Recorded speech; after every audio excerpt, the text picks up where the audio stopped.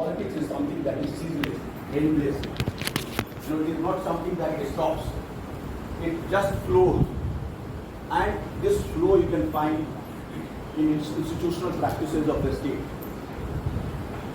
Politics is a ceaseless activity, a process that never ends. It is practiced through the institutions of the state. It is practiced even non-state institutions.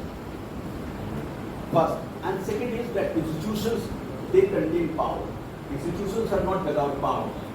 So, practicing through institutions, you need to control institutions. And for controlling institutions, there is a context. In a democratic society, there is a struggle for power. And this struggle is a political struggle. So politics is also a struggle for power. Politics is also a struggle for ideas. There are so many contending ideas. And one of the ideas becomes triumphant. One of the ideas becomes acceptable out of so many contending ideas. So the point I want to make that politics is a struggle for power is also very important. Secondly, before going to deeper, now the question, what is the politics? If politics is a serious process, politics never ends, it goes on and on. Then what is the political? What is the political? I am not saying political. I am saying the political. I am qualifying political by prefixing the, the. What is this, the political? Political is very, very important. Political is a direction. Political is a roadmap. Without political, if politics is practiced, then politics may become authoritarian. Politics may become chaotic, directionless. So political is something that directs the course of politics. Constitution is a very good example. It is a political document. It is the political. Constitution in democracy, in a constitutional democracy, Constitution has a status of the political. So the politics, if politics is practiced, then not by violating constitutional values, constitutional ethos, but by adhering to the values given in the Constitution. So political is the Constitution. Heidegger, German philosopher, very important philosopher. What does he say? What is his formulation? He says that political is the ontic reality. Ontic reality.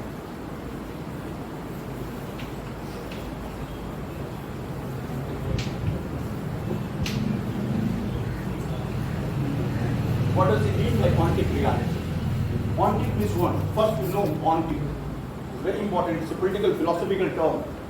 What is the meaning of ontic? Ontic is something that is related with our existence.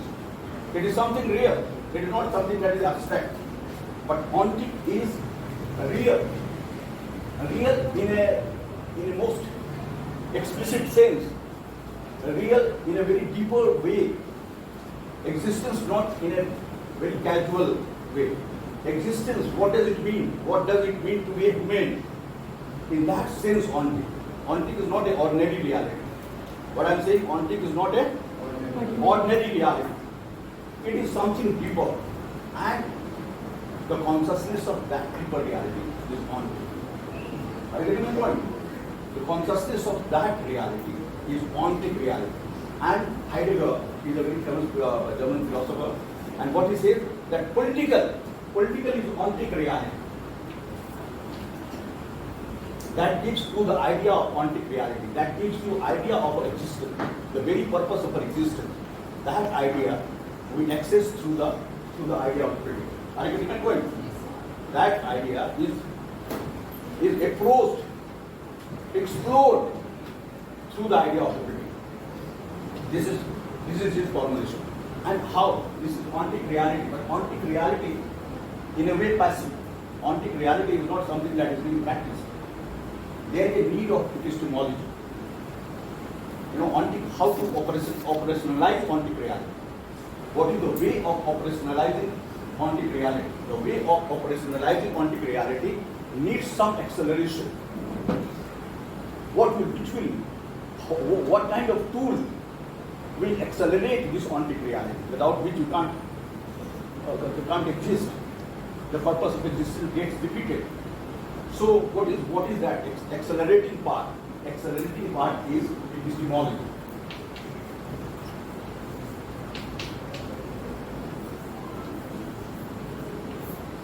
Epistemology is the accelerating part. Am I going too much philosopher or philosophy, something like that? Easily understandable.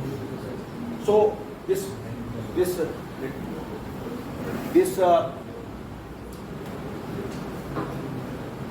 epistemology in a simple English, it is a theory of knowledge. There is a Mimamsa philosophy. Tattva Mimamsa. How to interpret the purposes of existence. That is epistemology. Epistemology is a philosophical tool. It is quite indispensable. We can't survive without this philosophical tool. It is also something related with pedagogy. Without pedagogy, education cannot be imparted. So that is epistemology. Are you getting my point? Epistemology is something that is similar, that is identical to pedagogy. So epistemology. Mimamsa. In Hindi it is known as Tattva Mimamsa. Mimamsa is also accepted in English. Mimamsa means interpretation, deeper level of interpretation, expounding something, construe something. That is epistemology. So epistemology, the epistemological status is given to politics. Politics is a tool that operationalizes this ontic reality.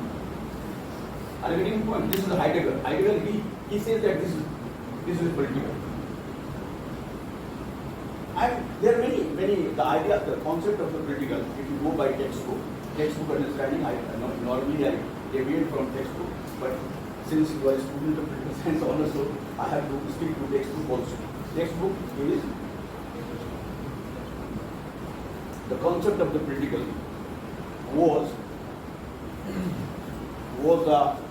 it originates with the idea of Karl Schmitt, again a German philosopher. He was a supporter of authoritarianism, and he has a very disparaging idea about the political, not like Heidegger.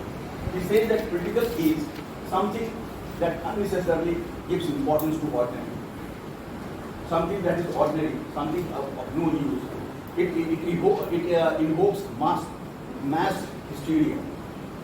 It undermines the power of the authority. It doesn't revere authority. It does not revere authority. That is the political. And political also, if political is expanded, if it is overstretched, the substance of authority goes away. The substance of authority melts down. Are you getting my point? This is a Schmittian understanding of the political. He says that no, political is something that kills the autonomy of the politics. Autonomy of politics is killed if you overstretch this political. Political, why you are overstretching? Overstretching means what? If you take politics to each and every realm, social, ethical, cultural, so politics loses its substance. It's no longer autonomous. It becomes a career of so many things, losing its own vitality. In this process, in the process of overstretching politics, in the process of overstretching the idea of the political, you allow politics or the political to lose their significance, to lose their autonomy. Autonomy is very important. I'm sorry, it is very hard. Stanton Murphy, she has drawn from Stanton Murphy. In my class, I have already Stanton Murphy. Stanton Murphy, she is a Belgian scholar, teacher in Cambridge. And she is still living, she is a fantastic teacher, philosopher. And she has drawn from Schmitt, Karl Schmitt, but she has radically modified Schmitt.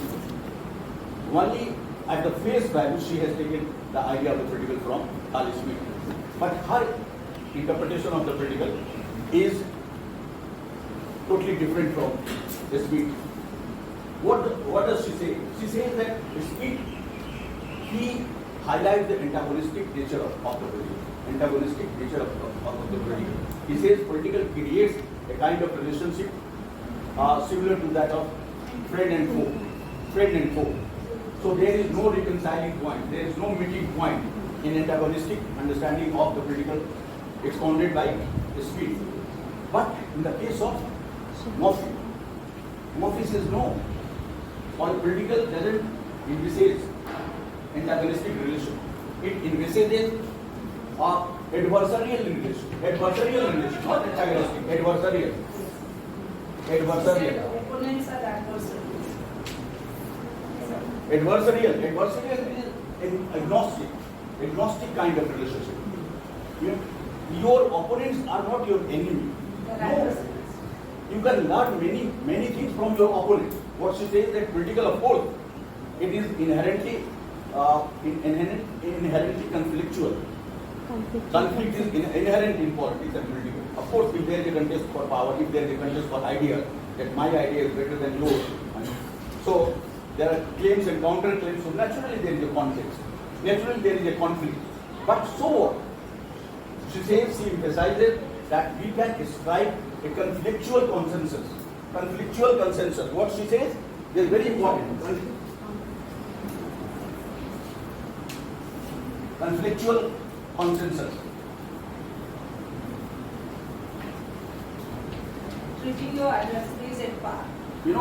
There are some overlapping dimensions. Even if I am your opponent, I do not agree with your view. Even then, there is some common ground between me and you. So that this is adversarial. That is why, although she is an advocate of radical democracy, she emphasizes the need of liberal institutions. Liberal institutions should not be dismantled.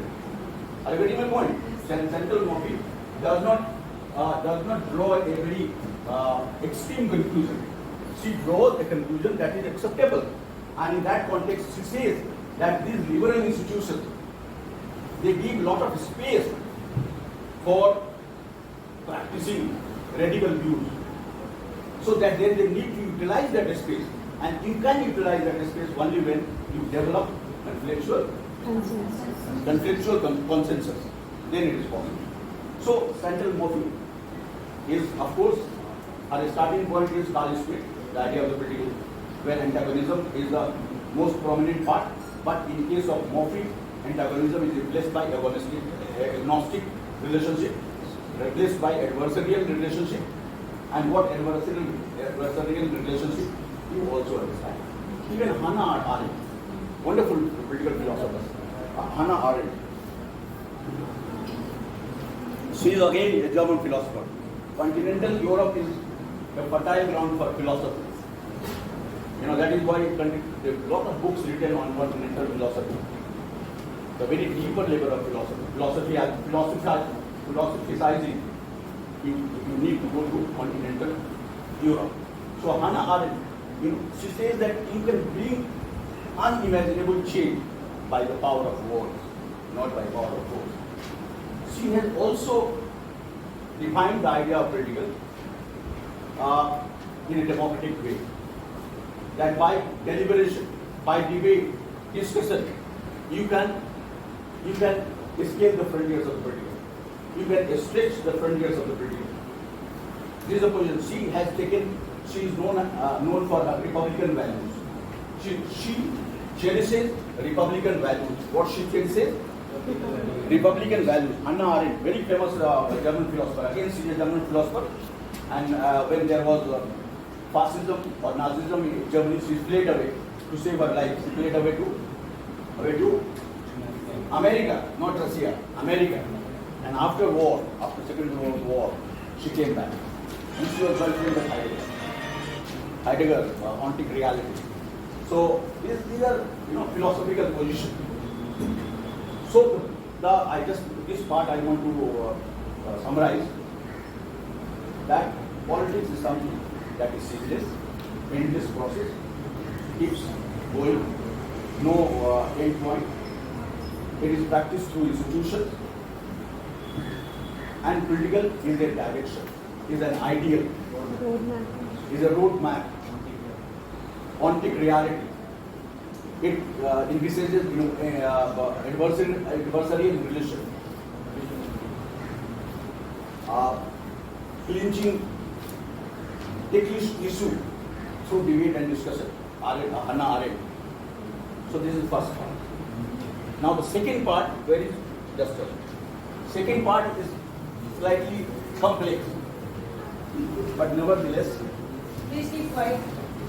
we should delve deep into it. What is the second part? Second part, I am largely drawing upon the ideas given by Rajiv Gandhi.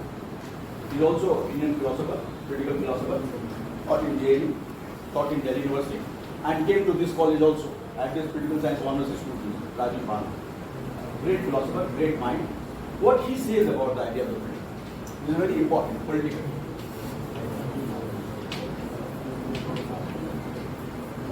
This political, there are two frameworks. Through these two frameworks, he explains the idea of the political. He explains the idea of the political. The first is empirical. Empirical framework. It's a realist position. Max Weber, he was a realist philosopher. And the other is normative.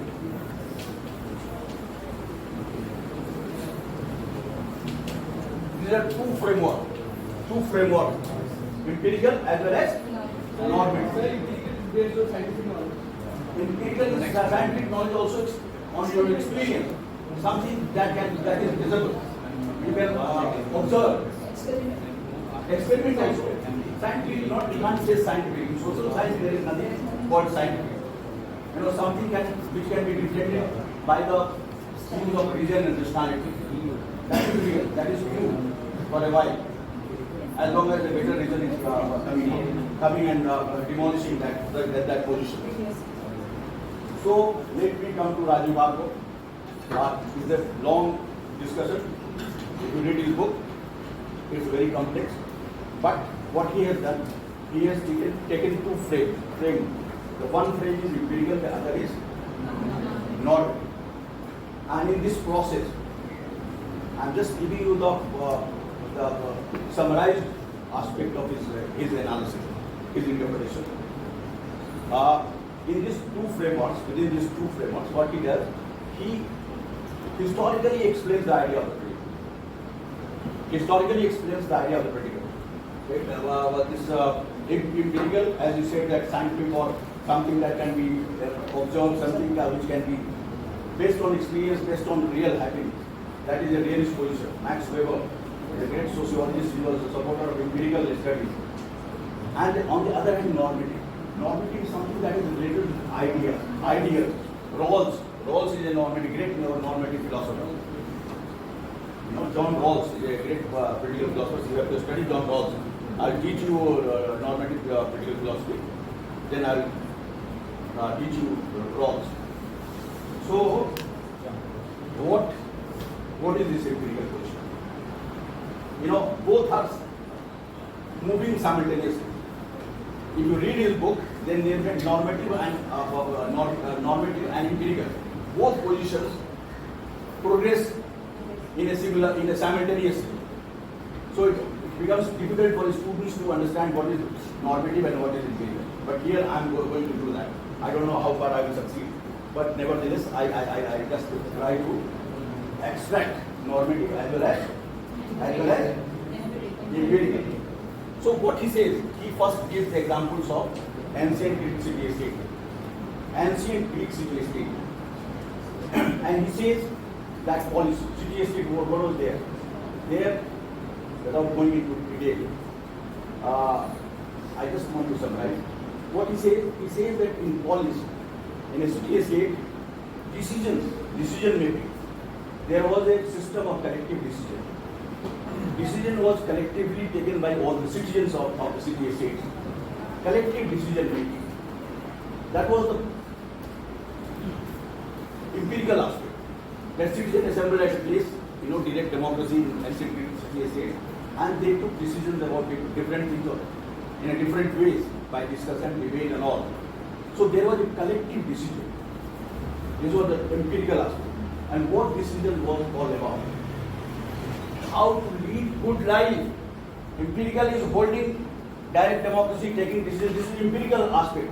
But the normative aspect immediately comes at the forefront. What is the normative aspect? Normative aspect is how to ensure good of the community, good life of the entire community. So he attaches political with 2-3 things. The one is decision, collective decision.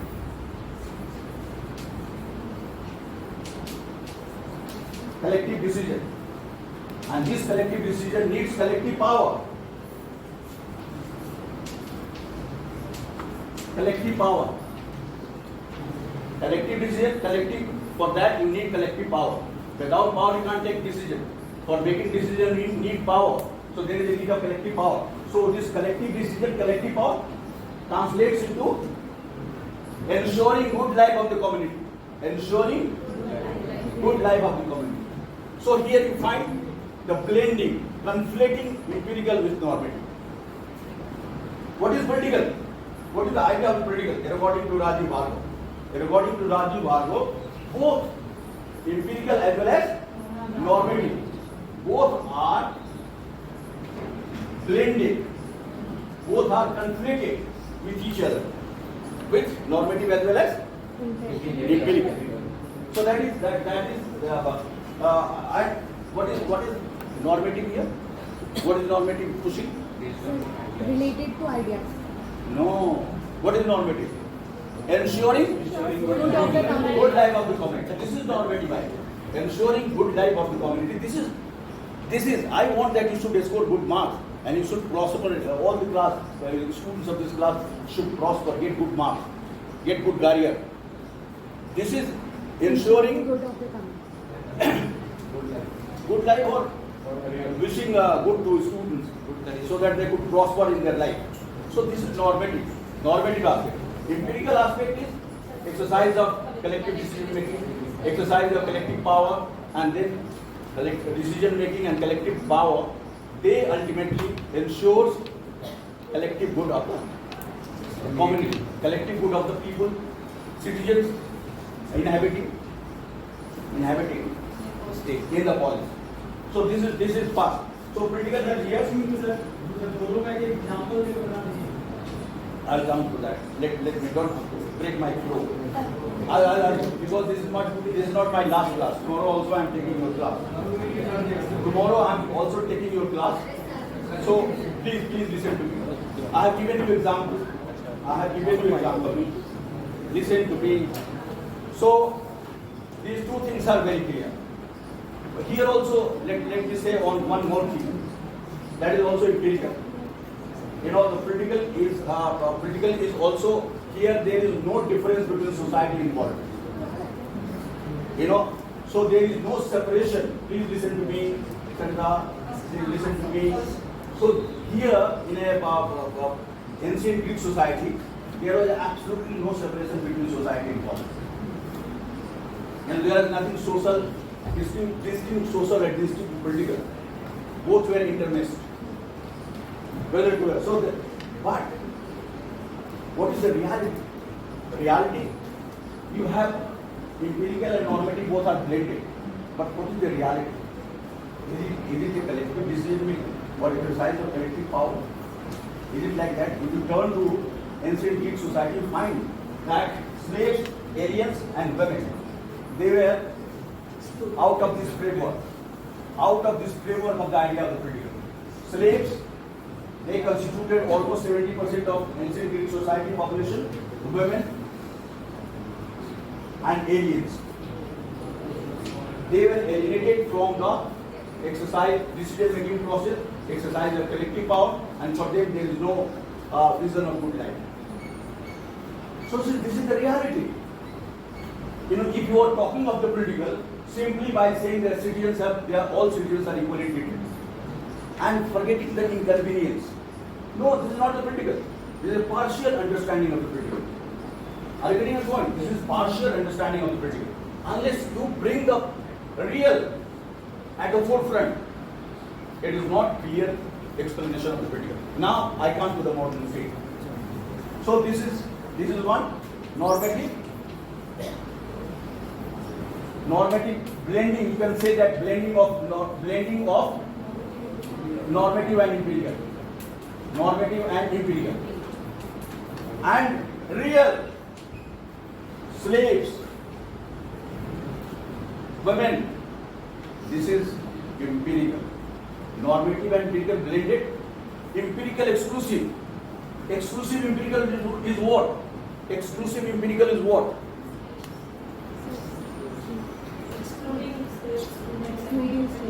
Khushi, you are not explaining your nerves. Explain your nerve to understand.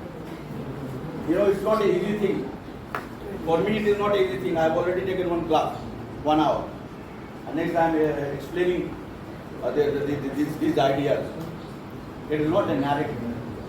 It is an explanation, interpretation. There is a lot of scope for disagreement. You know, so the other empirical part is exclusion. Exclusion was as powerful as collective exercise of power. Both are equally important. It was an integral part of ancient Greek society. Slavery was an institution. You can't say that it was just simply, it was an aberration. No, not at all. It was not an aberration.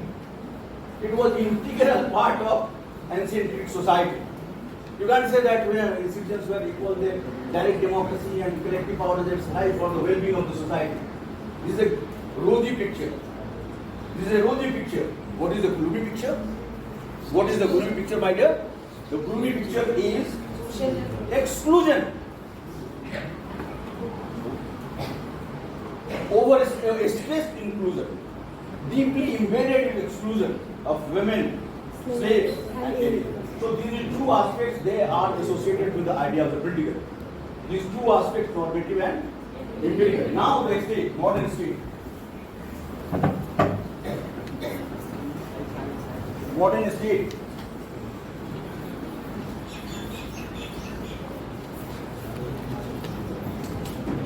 With the advent of modern state, picture changes. You know, after interval we are starting. There was now it is an interval for 2 minutes. My tea is over, but nevertheless, in fiction, in imagination, we enjoy interval. So the second is modern state. Now modern state. What is modern state? Modern state, you know, with the emergence of modern state, with the advent of modern state, there is one very evident feature is differentiation. Differentiation of roles. This is very important. Differentiation of roles. And what is this differentiation? Again, there are two aspects of differentiation. The one is political. The other is social.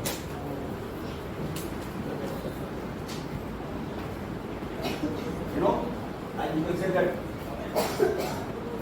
public political can be also called public political,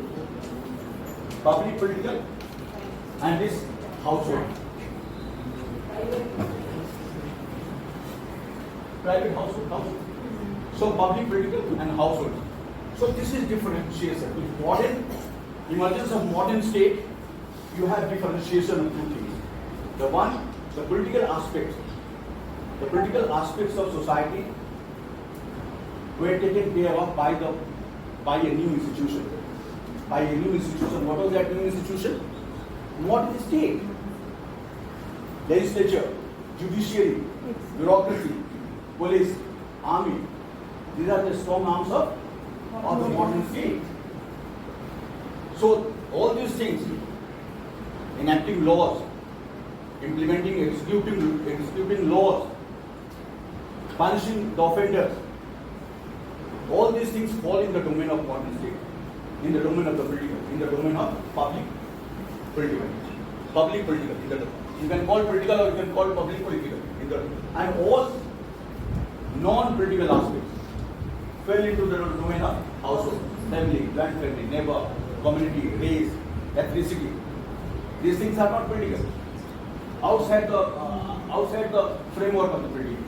So this is the first thing that happened with the emergence of modern state. That has impact. This differentiation had an impact on the ideas. How it had an impact? Let me explain. Again, we have to come to the broader framework of normative empirical. The broader framework of normative empirical. So this is what? There are two positions.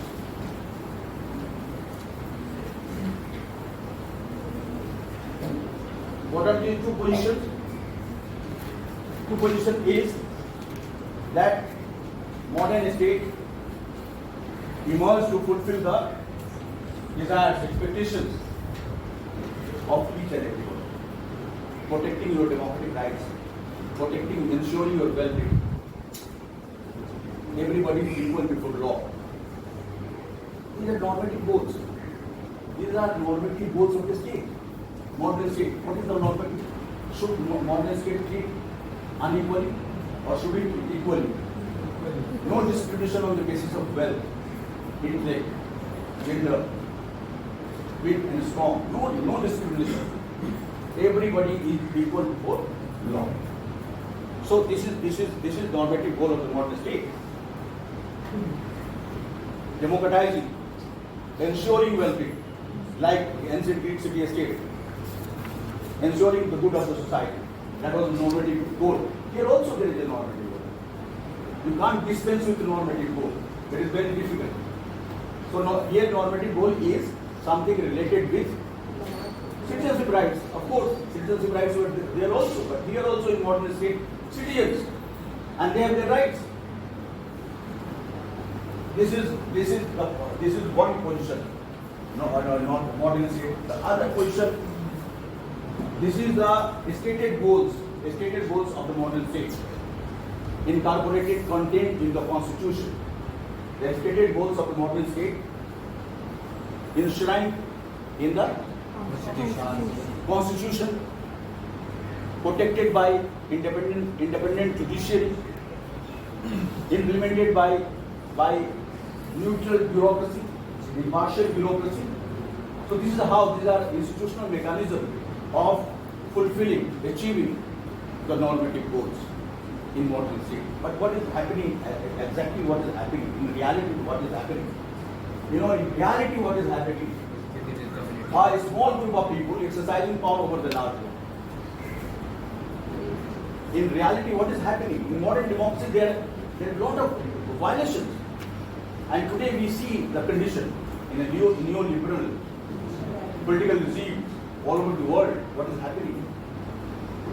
The duality of the exercise of political power, duality of political reasons. Modern state, contemporary state suffers from duality.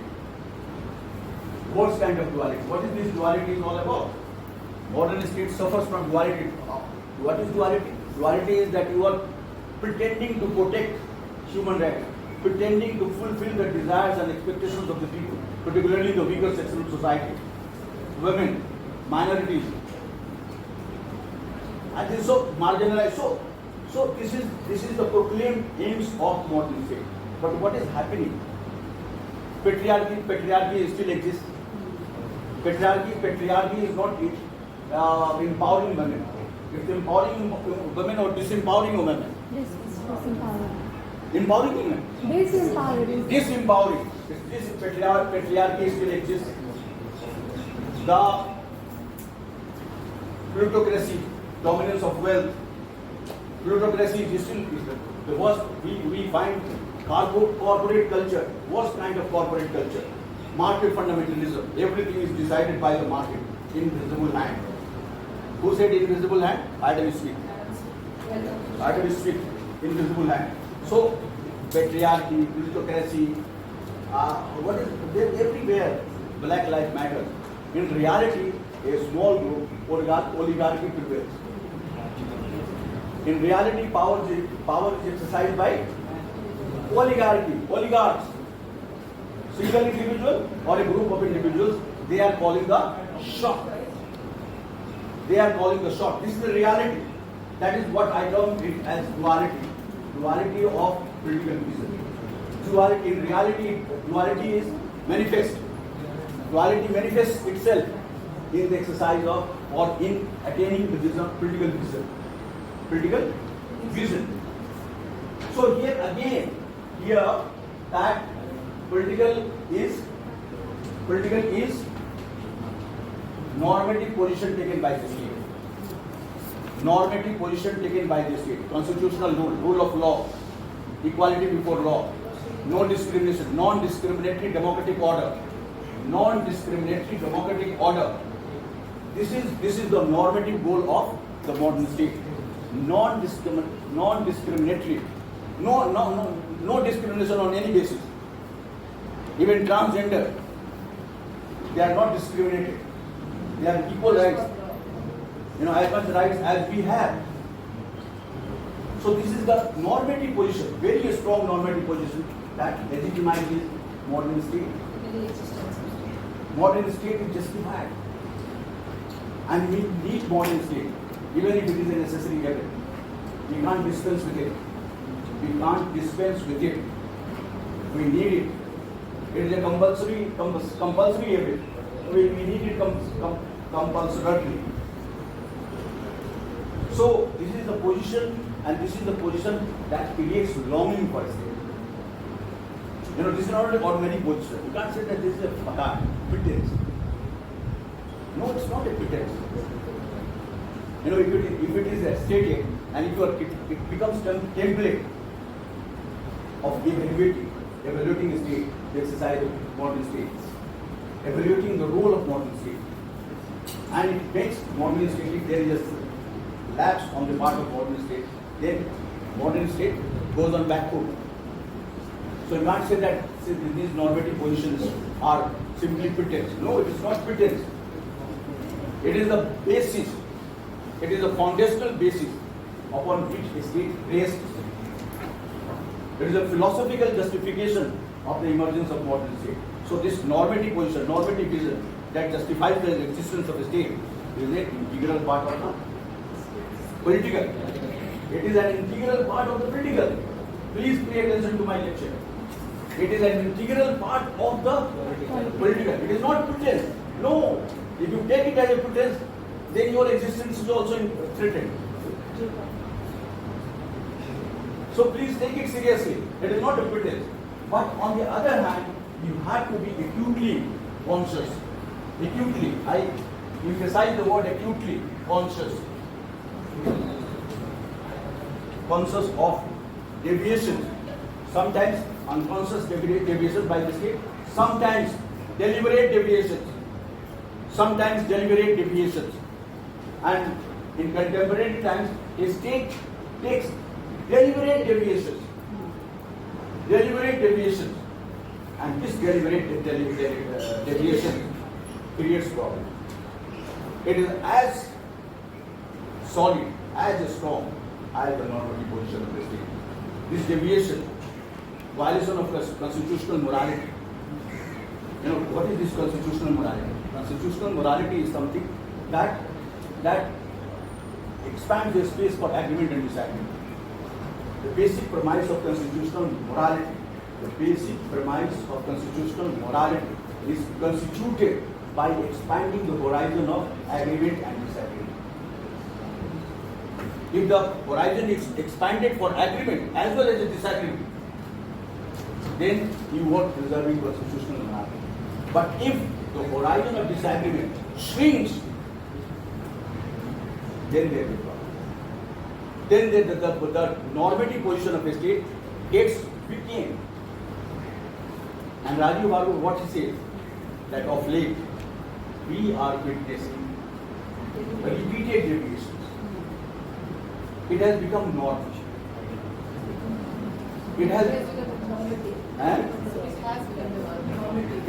become new normal. It cannot occupy the position of normative. But it's new normal. It's a new normal, you can say. It has become a new normal. Deviations. This is what a oxymoron. You can say that it sounds like oxymoron. Sir, can you bring in the fugitive aspect of democracy? positive aspects of democracy, but I'm just explaining. I'm restricting to Rajiv Bhargava. Now it is clear to you. What is the predicate?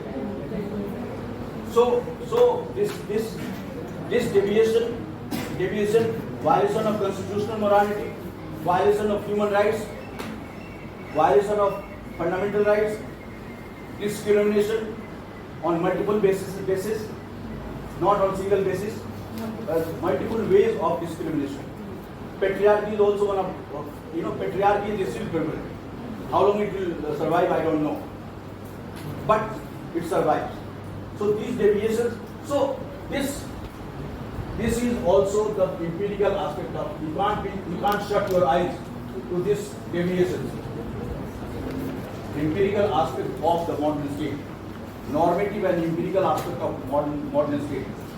There is no meeting point. There is no meeting ground. But there is a need to bring meeting ground. Normative can work as a corrective to such deviations.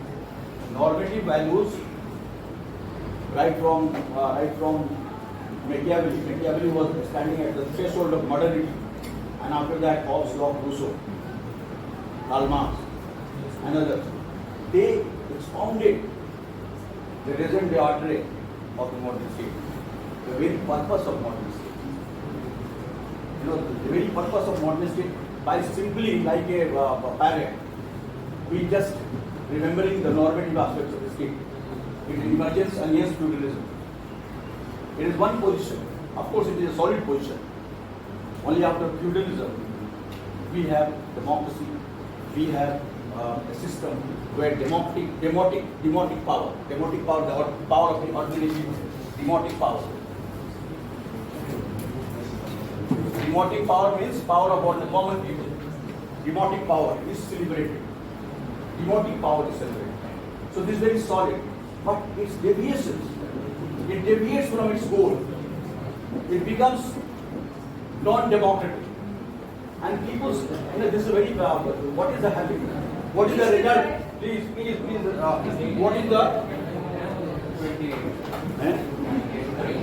1 hour and so please. So this demotic power is the very essence of normative position held by the state, held by the modern state, celebrating democratic power. Demotic means what? Power of the common people. This is demotic power. Very good. Because what is it? Power of common people, power of ordinary person. I'm ordinary, so what? My citizenship rights are intact. I'm an active citizen. I can have my own opinion. It may not converge with majority opinion. So what? I have an opinion, and I am free to express my opinion. It may be inconvenient to you, but I have an opinion. This is the essence of demotic power. Fearless, where mind is free. Tagore. So this is the celebration of the emergence of modern state. It is the celebration of the emergence of modern state because it propounds many enabling, empowering attributes of common man, common person, common human being. So that is why we are celebrating. It is far, far bigger than the previous regimes, than the previous political regimes. It's a, if you, no previous regimes compete with modern state. No political regimes. Despite all its shortcomings, it is still changed. Still we nurture hope. And this is exactly what Bernard did. He says in defense of politics, alternative to politics is anarchy. Alternative to politics is anarchy, chaos, collective suicide. What is the alternative to politics? You have to cherish politics, despite its you criticize, despite its declining, constant decline. You have to hold high the political spirit, politics, because it is the only way we can empower individual as well as society. So it contains empowering possibilities, positive possibilities. That is why we celebrate the emergence of modern state. So now let me four points.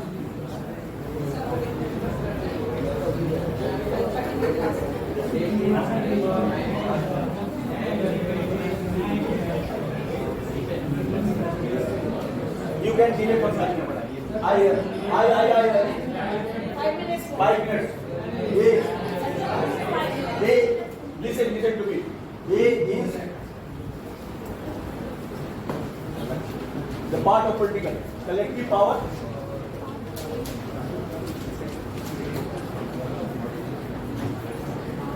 Collective well-being.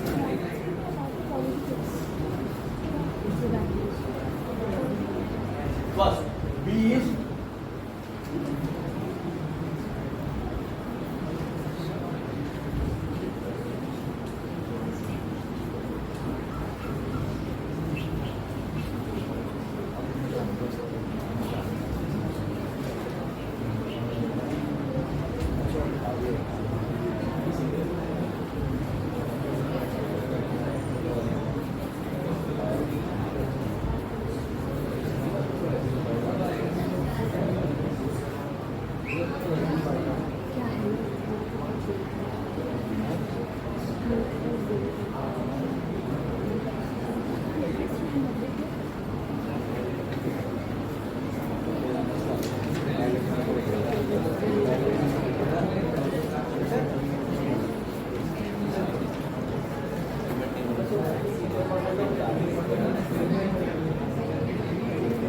these are 4 aspects I have dealt with while discussing the idea of the political.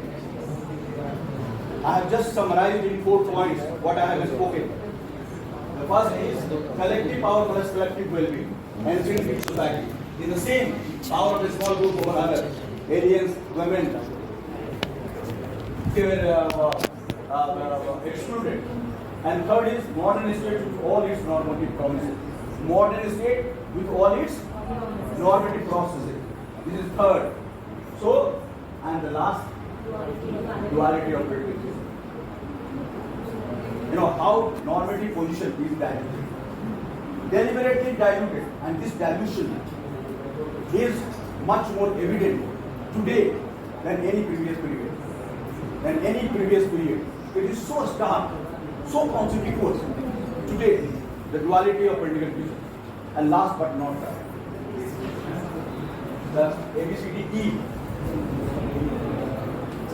The political, our existence as a human being is threatened.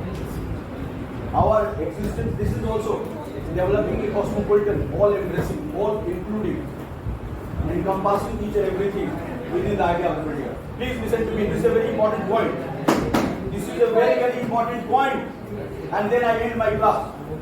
I have not spelled out, I have to teach you theory, the characteristic features of theory. Everything cannot be called theory.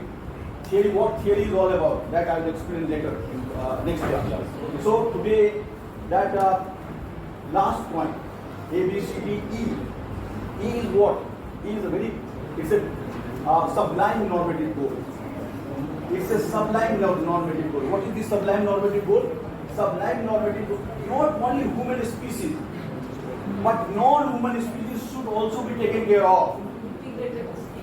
Non-human species, they should also be taken into account. If we have to survive, we have to ensure not only the well-being of human society, but we have to ensure the well-being of the planet Earth. We have to ensure the well-being of the planet Earth. The A, B, C, D, E. This is the 4th one. So this concludes the discussion today. Let me speak for a minute in Hindi. सामूहिक शक्ति, सामूहिक लोगों के भलाई के लिए, सामूहिक भलाई के लिए सामूहिक शक्ति का प्रयोग करना। और दूसरा, एक छोटे से समूह का सभी लोगों के ऊपर आधिपत्य, एक छोटे से समूह का सभी लोगों के ऊपर आधिपत्य। तीसरा, जो आदर्शवादी प्रोमिसेज है उनके साथ आधुनिक राज्य का उदय, आधुनिक राज्य का उदय विद नॉर्मेटिव प्रोमिसेज, आदर्शवादी उद्देश्यों को ध्यान में रख करके आधुनिक राज्य का उदय। और चौथा थीम, राजनीतिक मूल्यों का, राजनीतिक दृष्टि का दोहरापन, राजनीतिक दृष्टि का दोहरापन, ड्युअलिटी ऑफ पॉलिटिकल व्यू। और last but not the list, sublime yes. क्या करते हैं? You are such a nice student. What's your name? Chinmay.